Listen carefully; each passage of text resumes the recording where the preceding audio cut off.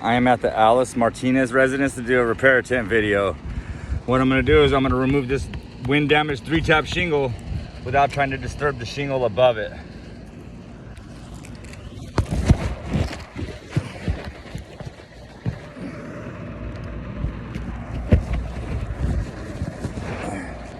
Okay, I'm gonna start by making sure this shingle isn't adhered to the shingle below it.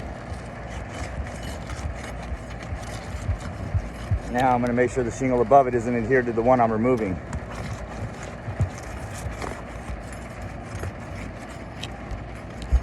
Now I'm gonna take this roofing snake and I'm gonna remove the wind damaged shingle from the decking very carefully.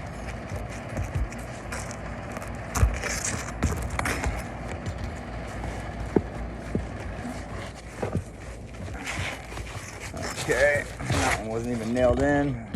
All right, now I'm gonna put it right back where it was. Fasten it to the decking.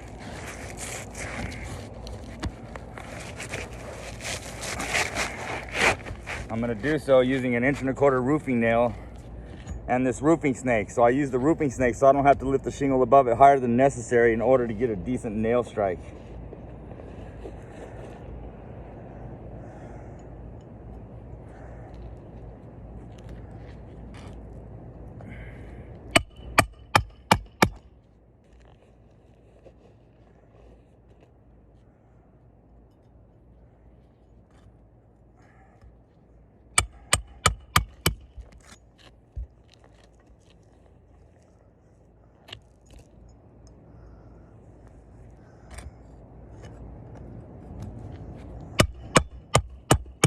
Okay, shingle's back in. So in the process of this repair attempt, this is the shingle I removed and put back. Now take a look at the shingle above it.